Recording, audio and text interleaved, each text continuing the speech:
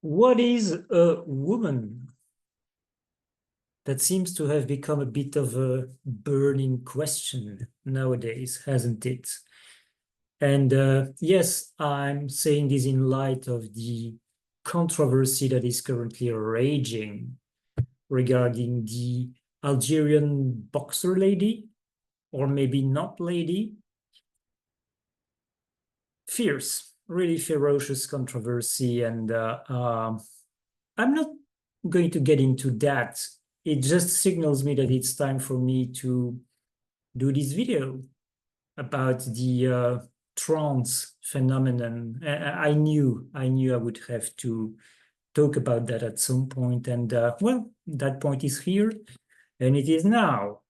And I want to explore this subject in depth because it really deserves to be explored in depth.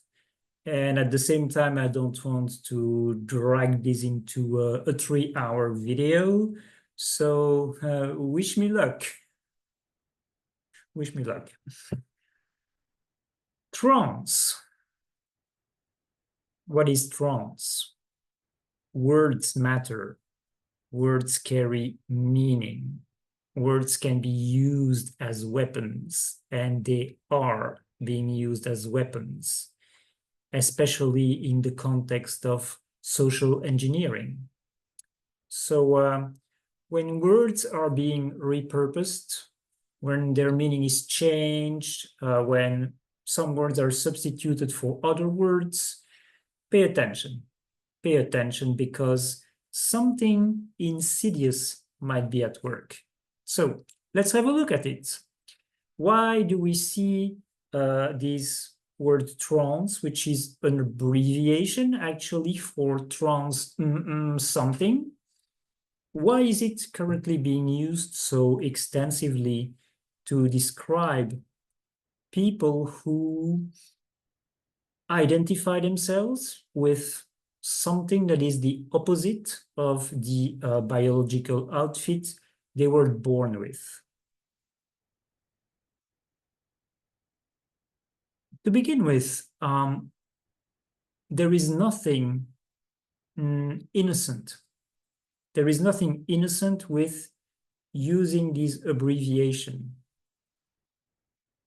The word trans, because it's not the full word, but just an abbreviation, can lend itself to all kind of mental associations with other words that are the full words, not just the prefix.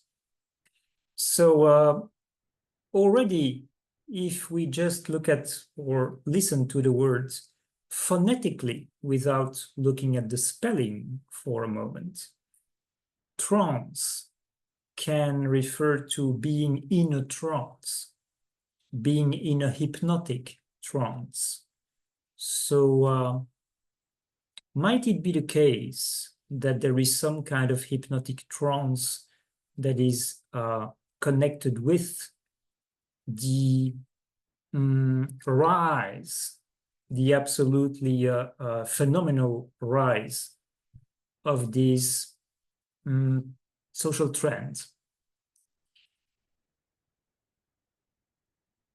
Then there is also an association with the whole concept of transcendence. What is the trans phenomenon in the exception of transgender, transgenderism, gender transition? What connections does it have with the whole concept of transcendence? What are trans people or the trans movement as a whole trying to transcend? Are they actually trying to transcend something? Transcendence is a very interesting word also that lends itself to word plays in the English language. Transcendence. Is it a dance to end a trance, a state of hypnotic trance? Okay, so let's go to the heart of the matter now. I am old enough to remember the time when we were using the word transsexual instead of transgender. And people who are still describing themselves by this term of transsexual will tell you that what they have been experiencing is a state of sexual dysphoria. And dysphoria is an actual disorder where you are feeling intense discomfort regarding a certain aspect or a certain part of your physiology. So it can be anything. It can be any physical attribute. It could be a hand or both hands. Literally, it could be anything. You have people who feel that their right hand shouldn't be there, that it's horrible, that they hate it. Why is it there? It disgusts them. In the case of sexual dysphoria, of course, it's the sexual attributes of your body and the desire, the aspiration of having the sexual attributes of the opposite sex. And transsexual people will tell you that medical procedures designed to alleviate their suffering, such as surgeries and hormonal procedures, will alleviate their, what you might say their torment, their discomfort, their extreme discomfort. It will bring them a level of comfort. It will make things more comfortable, but the dysphoria never fully goes away. At least that is their experience of it. Substituting the word transgender for transsexual is not innocent either. It is absolutely replete with meaning and intention. What is gender as opposed to sex? Well, sex describes a physiological reality, a set of physiological attributes, whereas gender refers to a psychological identity. And what you hear from people who are pushing very strongly what is now called radical gender theory is that gender is a pure social construct, 100% social construct, which I disagree with. I believe it is partially socially constructed and partially influenced by biology, physiology. But there are some very radical conclusions that you can make if you embrace the view that it is entirely social and has no foundation in physiology.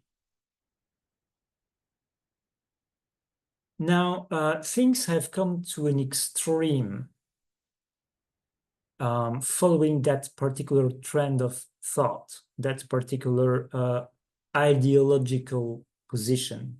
Things have come to an extreme where it's not even a matter of discomfort anymore. It now becomes a matter of preference or a matter of, well, I'm going to explore what it is to be a man or what it is to be a woman, you know, how it feels like.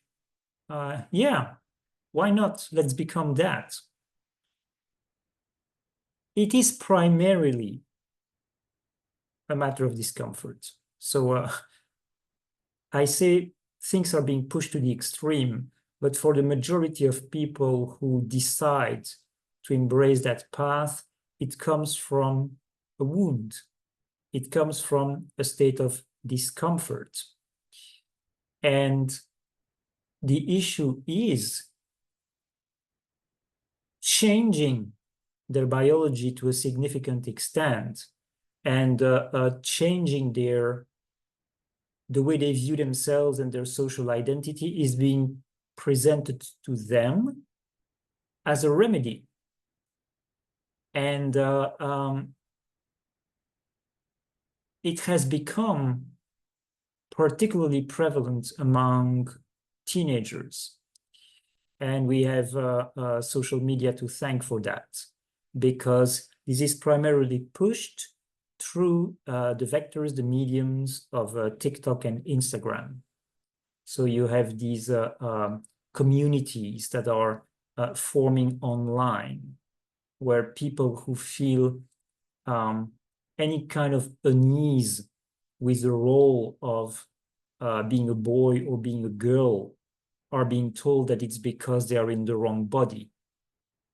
And that's because in reality, they are the opposite gender. Now, you see here, this is actually the major contradiction of this whole radical gender approach, because these people are being told that really they are the opposite gender, and so they should do something to make their body match their inner state of being, so to speak, their real gender. And at the same time, it is being claimed that gender has no reality, that it is a pure social construct. So that is the really blatant, massive contradiction at the heart of it all. You have the body of a boy, but really you are a girl. But there is no such thing as a real girl. So what are you, in fact? Who are you? So I'm going to get back to this point later, because this is really connected with what I call the agenda of maximal confusion. It is extremely concerning to see how this extremely radical movement is targeting children, and how in certain parts of the world, the extremely invasive surgical procedures are being facilitated and in some cases imposed for children. And when I say imposed, I mean imposed on the parents. For the children themselves, it is more a case of coercion via peer pressure, if they happen to land in in an online trans community, and social coercion from the school system and the authorities. So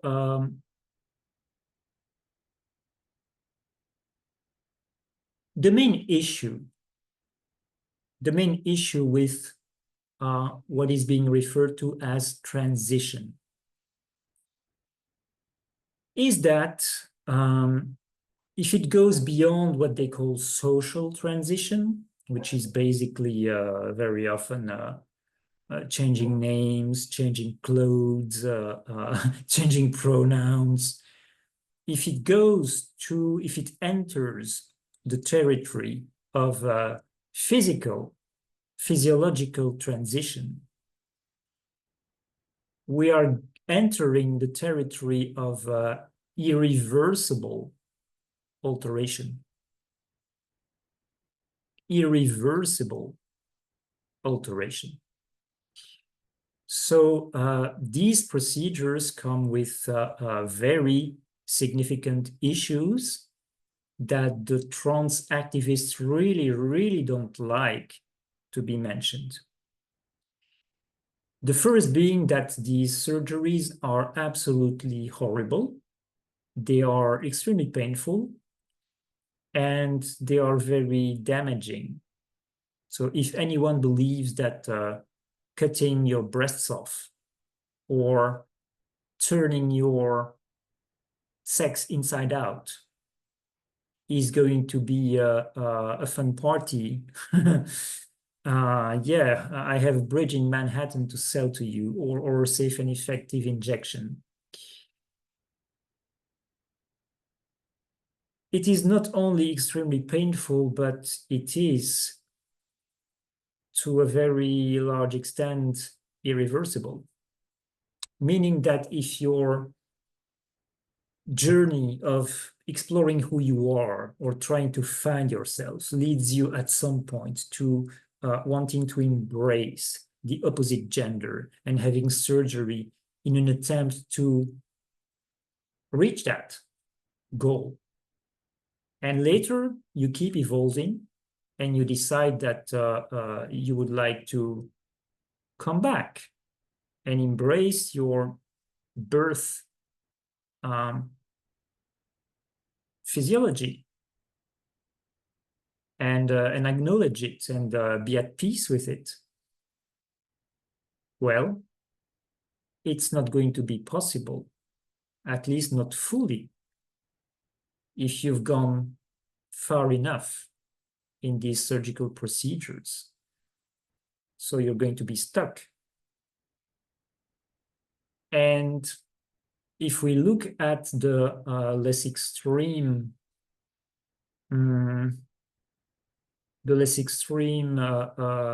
aspect of these alterations, which is the hormonal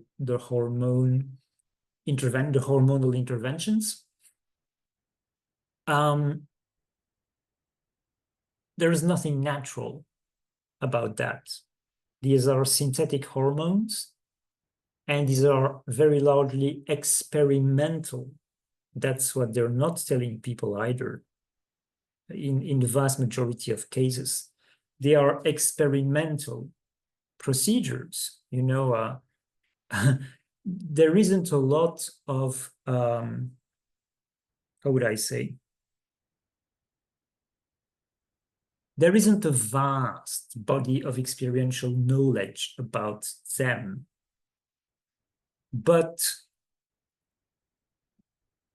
what we know for sure is that hormones have an absolutely major influence on mood and on emotions. So, again, if you believe that wreaking havoc on your hormonal system or trying to turn it upside down is not going to have a major impact on your mood and on your emotional expression, well, again, I have a safe and effective injection to sell to you. Of course it will.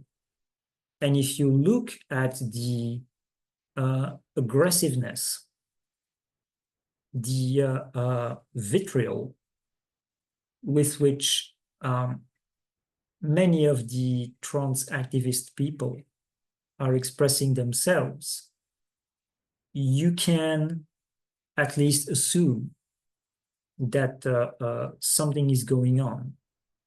Something is going on with their moods and with their the regulation of their emotions. So that is a major problem. That is a major problem. The damage that these procedures can inflict. And by the way, the worst aspect of these hormonal interventions is puberty blockers.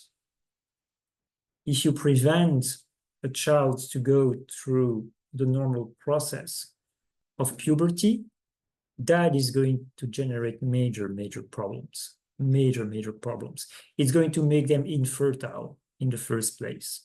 So again, if they want to detransition at some point, and many do, and again, that's something that the trans activists hate to hear, it's not going to be possible in terms of fertility and the possibility to procreate and bear a child.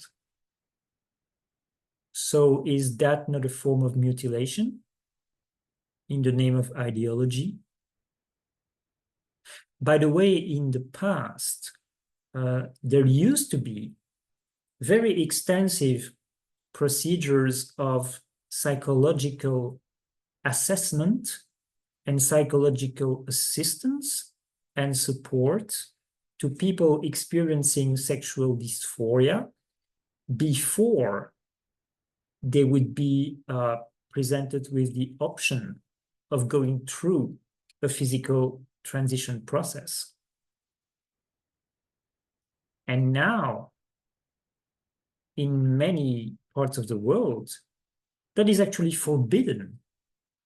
It is actually forbidden to provide that kind of approach.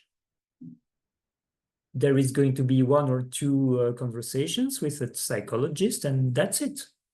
That's it. After that, you're directly going into the transition process. Is that a balanced approach? Is that a balanced approach? Why is there such a need to rush people in that direction? Isn't that strange? Isn't that weird? Isn't that suspicious?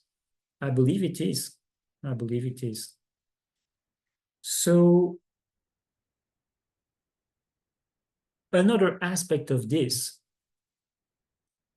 is that the transition business has become a very lucrative cash cow for a large segment of the medical industrial complex, especially the surgeons. And by the way, I don't want to disparage the entire medical profession, of course. There are great people who are doctors or nurses or physiologists or whatever. But the surgical profession attracts a lot of people who fit the psychopathic profile. It's just that way. So these people don't have any qualms about what they are doing. They enjoy the power. That's what psychopaths do. They enjoy the feeling of power. They don't have a moral compass, and they don't have compassion, and they don't empathize as long as it benefits them. And there is also a little piece of information that I want to provide here. And again, I'm not trying to denigrate every medic on the face of the earth. But when the Nazis took over in Germany in the 1930s, and yes, here I am with my Nazis again, the profession that saw the first really massive enrollments in the Nazi party were the medical profession. So the medical profession is vulnerable to totalitarian temptations, as we saw over the last 4 years.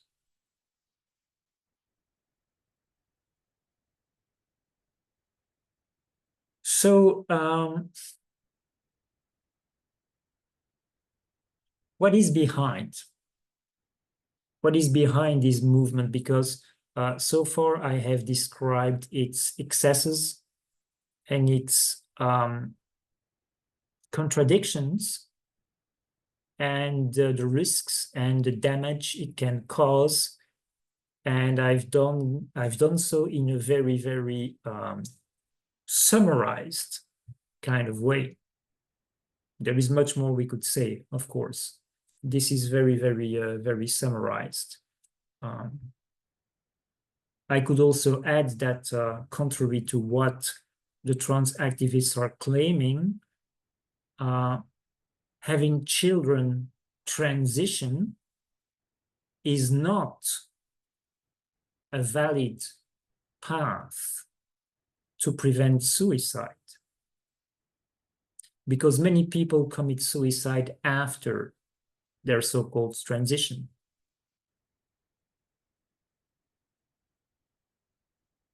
A very high proportion, actually. So, what is behind this whole movement? What are the societal and spiritual undercurrents of the transgender movement? Well, first I'd like to have a look at the evolution of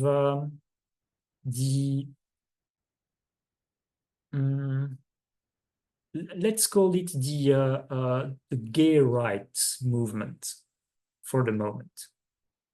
So the groups that organized themselves and advocated for various forms of protection and equality for people who have a different sexual orientation. So specifically gay people, lesbians, and bisexual people. So again, some of you might be too young to remember, but we used to call this movement the LGB movement. There were only 3 letters. So what happened there? Well, what happened was that at some point, they got all they wanted. Every single goal in terms of protection and equality that the LGB movement had worked for was achieved. It was accomplished in Western society. So then they were faced with the issue of their relevance and the need for their existence. And what almost happens when a movement organizes itself, becomes an organization, once they get what they wanted, their priority becomes their self-preservation, the continuation of their own existence. Like in a very different field of activity, NATO, after the collapse of the Soviet Union and the Eastern Bloc, NATO. So what are we looking at here? After the LGB movement got everything they ever wanted, they decided to become, doesn't mean everyone in the movement decided, but people who were able to impose that choice decided to have it become the LGBT movement. And then it became LGBTQ, and then LGBTQ plus. And then, because apparently the plus wasn't plus enough, it became LGBTIQ plus, LGBTAIQ plus, 2SL LGBTIQ plus, etc.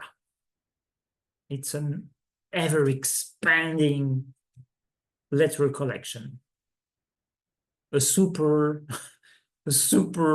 acronym that never ceases to expand. And my contention is that this ever-expanding collection of letters is meant to hide or to surround in a protective way, as a camouflage, the one letter that truly matters in that aggregate, the one letter that truly matters, and that letter, you guessed it, is the T.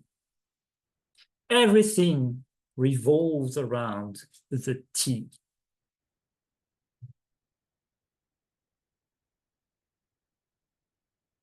So my other contention is that for the very sake of LGBT people, the T never should have been added to the movement, because the issues that, let's say, trans people,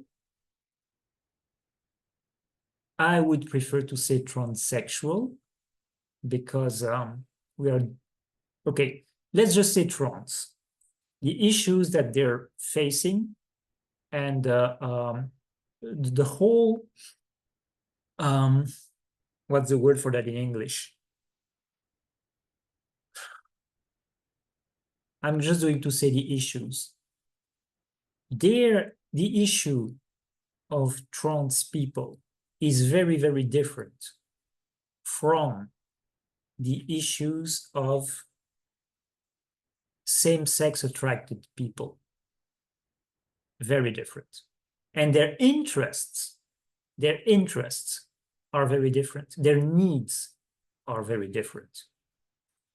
And their interests can be quite contradictory, in fact. And I'll go as far as saying that the trans movement, the way it has evolved and the way it expresses itself, has become an anti-homosexual movement that is, in fact, trying to erase homosexuality as a concept and as an experience.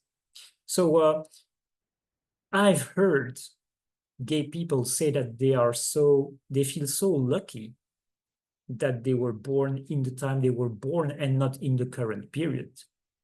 Because if they were born in the current period and they had shown some signs of behaviors that were deemed not completely fitting with the traditional social role assigned to their sex, nowadays, there would be a huge pressure to make them go through transition. And they wouldn't have the opportunity to explore and discover themselves and develop themselves as same-sex attracted people. They would be pushed through a mutilation process, in fact. Things are getting to the point now where lesbian bars are disappearing. Lesbian groups are disappearing. Why is that? Well, because you have men in dresses who are invading these bars and groups. And lesbian women are being told that they need to include them. They need to include them, otherwise they're bigots. Because these men in dresses are women. They say so. They identify with women. And yeah, they have a penis. Yeah, they have the penis, so what? They're women. And they're attracted to other women. They're lesbians. They're lesbians with penises. What's your problem with that? Are you a bigot? No? Then shut up and date them. Go on a date with the big woman in a dress and a three-piece suit between her legs. Go on a date. So I'm not making this up, in case you wonder. I'm not making this up. It is really happening. So, which is why some homosexual and bisexual people are going back to the old days of LGB. They are creating LGB associations again because they realize that they've made a big mistake. They've made a big, big mistake. So, who's behind this? Oh, Mark, you're such a conspiracy theorist. Shame on you. Who's behind this? My third contention is that behind this very, very big push of social engineering, what you find is the transhumanist movement. Behind the transgender wave is the transhumanist movement. So, what's the connection? What are you talking about? Well, first, let's be reminded what transhumanism actually is. It is this theory being pushed by tech people like Eric Schmidt, former CEO of Google, that we are fundamentally weak, flawed, limited humans, that our physicality is limiting us too much. And so we need to, or at least we have now the possibility to augment the performance, the efficiency of our physical body by merging it with technology. So technology is going to make us more efficient. It's going to make us better in every way. And it's going to make us immortal. Yay! Because we're so afraid of dying, you know, we're so scared of death. So yeah, let's download on our consciousness on computers and clone us. Let ourselves be cloned indefinitely, so we can cling to our current physical expression in this physical realm forever. Such insecure little beings. But what's the connection? And first, why am I saying that there is a connection? Because you know, there used to be a time, again, you can hear that I'm an old timer. There used to be a time where one of the core principles of investigative journalism, back in the day when we had investigative journalism, was when something doesn't make sense, follow the money. Follow the money, follow the trail of money. Well, some people have followed the trail of money. Where is the funding coming from? Who is funding the trans movement? And when you follow the trail of money, you find some foundations that are very invested in transhumanism, that are very strongly promoting, that have been actually created to promote transhumanism. So why is this? Why is there such an interest for the transhumanists, for transgenderism? Because one of the aims of transhumanism is to externalize the reproductive function for humanity from organic bodies to machines, to technology. And the technology is already here. It's ready. There are artificial wombs out there that already exist. So yeah, this is Brave New World. We're in it. We're in a weird cocktail, a weird merging of 1984 and Brave New World for the moment. I don't think it's not going to last very long. But that's where we're at now. And that is what these people are pushing for. Transferring reproduction from the human body to technology. Now, behind that, and I'm going into the deeper spiritual aspects now, behind that is an entity that is an aspect of the techno-consciousness, which I explain in detail and depth in other videos. The being who is the god of technological intelligence, which most people call artificial intelligence. Yeah, there is a techno-consciousness that is at work in this, that is active in this universe. And this is part of its attempted takeover of humanity, takeover of planet Earth. What if, as a fetus, you're not growing up in the belly of your mother anymore, but in a machine?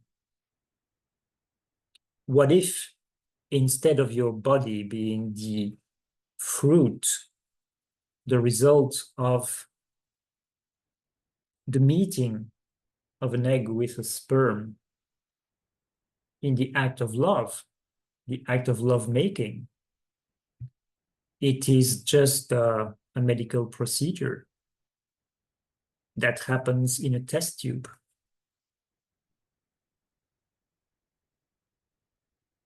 Who has the power in this case? Technology has the power.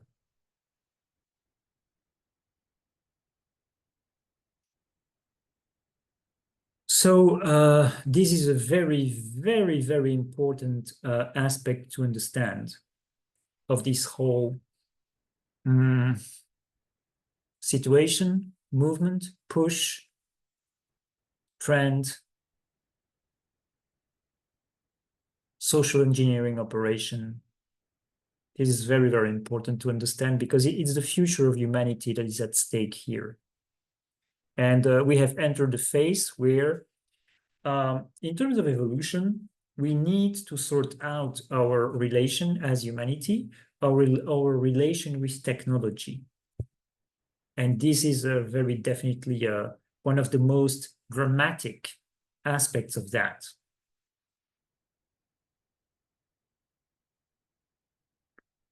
So when I was saying that the way this trans movement is expressing itself is actually amounting to erasing the experience of homosexuality and bisexuality, it is also a very significant attack on women's rights and women's position in human society. Because we are seeing not only, it's not only lesbians who are having their spaces invaded, it's women as a whole. Look at what's going on in sports. So if the current trend is not, if limits are not being imposed on this assault, in a few years from now, women's sports will be over. It's really as simple as that. You know, when you have a guy who is twice your size, who is allowed to compete against you with his testosterone and his big muscles and his big bones, his dense bones, and all the different ways in which his body is configured, that are giving him superior strength and superior speed and superior stamina and superior everything in terms of physical sport prowess. I don't think there are many women who will want to hang out, hang around, and get their ass kicked in every single competition. So I'll let you guess what the actual motivation of these males might be for doing this. There is the matter of their presence in locker rooms. There is the matter of their presence in women's shelters. There is the matter of their presence in women prisons, where there have been cases reported of female inmates being raped by trans women who happen to have their sexual apparatus fully intact. So this is also extremely significant because of the nature of planet Earth. Planet Earth has an energy that is predominantly feminine, of feminine expression. It's not for nothing that we call her Mother Earth. It's because she's a woman, a planetary woman. And of course, she has a lot of masculine traits. She's, you might say that she's an androgynous being whose feminine expression is more emphasized. That might even be a little bit too neutral. But her spirit is primarily feminine. So that means that women are more in tune than men with the spirit of the planet, really, because they have more access to the spirit of the planet through their own physiology. It's a woman's planet. Doesn't mean that men have a less important role or that they are inferior. But in terms of attunement with the spirit and the very nature of the planet, women have an edge. Women have an edge. So whenever you attack womanhood, what you are attacking is humanity's connection with their mother planet. Because women are the strongest bridge, the strongest point of connection with the nature of the planet. You see? So if you want to subjugate, undermine, conquer humanity, you need to cut it off as much as you can from its home planet. Because the relationship with the planet is the foundation of our existence here. So in that relationship is an enormous source of strength, an enormous source of power. If you want to conquer, if you want to subjugate, you need to undermine that. And you need to undermine women. And here you have also the explanation for the development of patriarchy. And I'm not obsessed with that. You know, I'm not one of these obsessed academics or gender study graduates who are raising their fist, rah, rah, death to the patriarchy. yeah, that would be for another video. There is a lot to say about that. There is a lot to say about that because in many ways what they label patriarchy is actually no patriarchy at all. But there are patriarchal societies on Earth. And there is actually an evolution of human societies. Hunter-gatherers, there was no patriarchy among hunter-gatherers. Some people will say, yeah, these were the good times of matriarchy. No, matriarchy is just the other face of that medal of tyranny, in fact. So, no, matriarchal is not a correct way to describe these societies, in my opinion. The prevalent model among hunter-gatherers is the nuclear family. What developed itself in Asia and I'm not going to, possibly Africa, not entirely sure about Africa, but definitely Asia, definitely. Truly is the patriarchal model. Yeah, truly. Okay, I'm not going to delve into that. It's for another video. But yeah, attack on womanhood, attack on women is really a very important part of what's going on here. Another part is the agenda of maximal confusion that I was mentioning earlier in this video. And again, if you want to control a society, if you want to control people, it's not a bad thing if they become completely confused. Because, you know, we are in the apocalypse. We are in the time of revelation, where the old beliefs and the old narratives are being deconstructed. So it can get very confusing. So what are the social engineers doing? They are taking opportunity. They are taking opportunity of that state of confusion when people and society are vulnerable, and they increase the confusion to they turn the dial to 11, basically. Because when people are completely confused, they tend to give up and become very controllable, very controllable.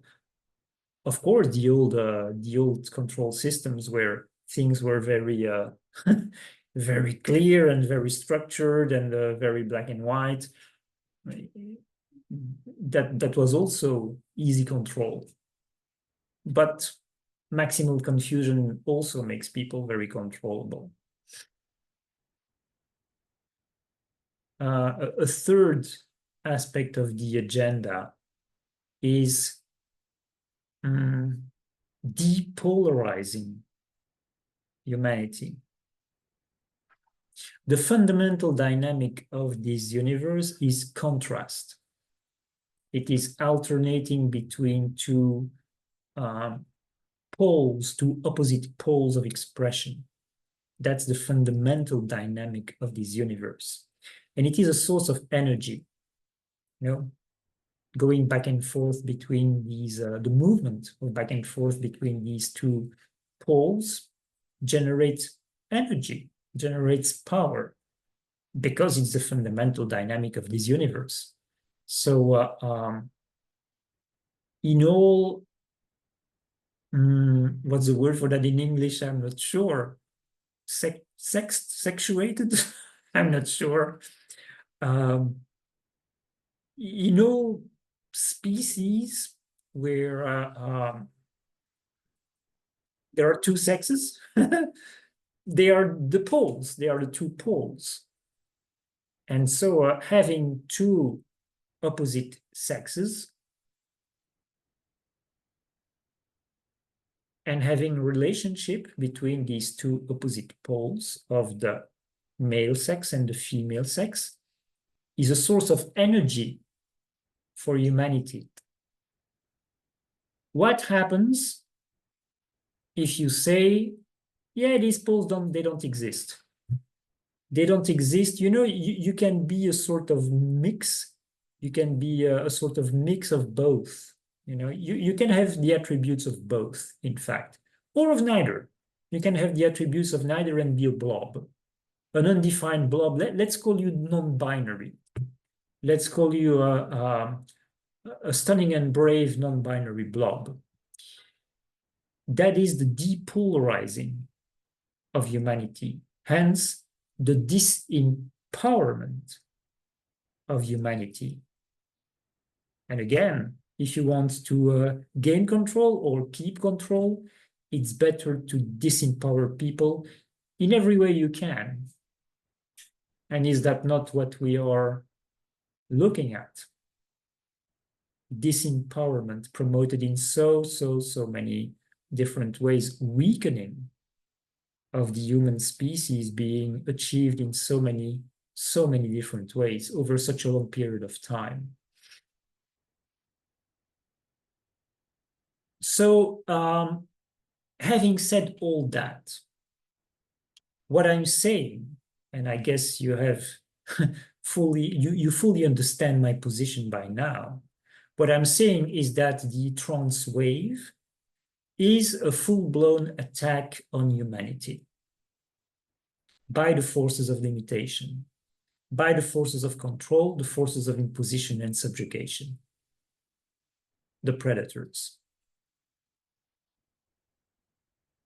And when I'm saying that, I'm not attacking trans people. I'm not attacking transsexual people who are having the experience of sexual dysphoria and who cannot find any other way to make their experience of life tolerable than going through these very difficult procedures. I'm certainly not attacking people who go through this very difficult, very challenging experience. And I'm not attacking all the people who are being fooled into the transgender movement through peer pressure, through social coercion, to ideological spread of a mind virus. I'm certainly not attacking them, but I am denouncing what is behind this movement. Oh yeah, definitely. Now, there is a last aspect to this that I want to mention, and it is the fact that I believe that transgenderism is the misguided translation in the physical world of a yearning to become whole again, to blend the masculine and the feminine within us. Because there is a level of existence in our multidimensional being. There is a level in which we are undifferentiated. We are not polarized. And there are also levels of our being in which both poles are in full harmony, in dynamic balance with one another.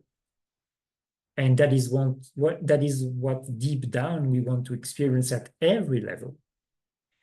And now, this time of the apocalypse, of the birthing process of a new humanity, a new planetary, a new form of planetary life, this moment is a moment for integration, for fully integrating everything we are.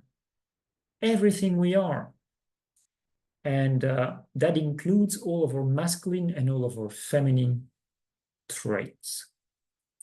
So I believe that in a way, transgenderism is a misguided, distorted interpretation of that core yearning. That's the innocent part of it. And by the way, with the technologies that are currently at our disposal, it is completely impossible to make a male body become fully feminine or the other way around. You can do butchery on the sexual organs. You can mutilate a body by cutting certain parts off. But what determines the sexual expression of a body, it's in the DNA. It's chromosomes. So if your chromosomes are, if you have X chromosomes, you're not going to be able to turn them into XY chromosomes or the other way around. Not with the technologies we currently have. I don't know whether such technologies exist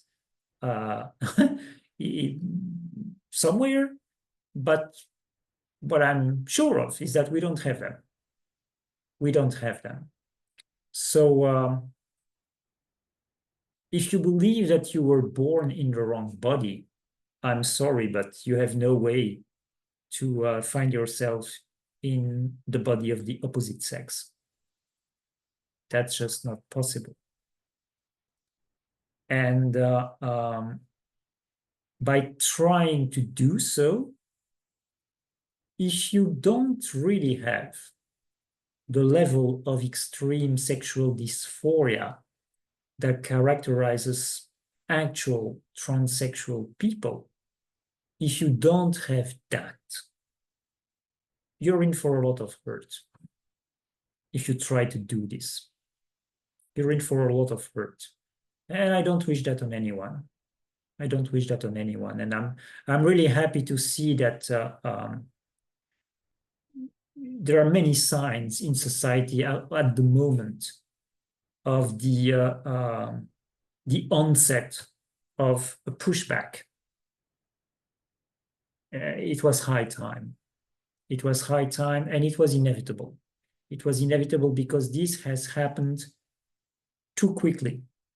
It was too much too fast. So it was inevitable that it was going to generate resistance, especially since the trans activists are such a minuscule minority, minuscule minority.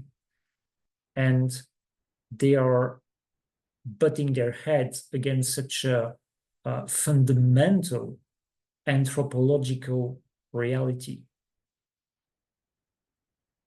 So this is it for today. We'll see how long this video is. I've tried to be as concise as I possibly could while being as thorough as I possibly could. All right, so as I said, this is it for today. Thank you for listening this long if you have. And I'll see you again, if you wish, for another video.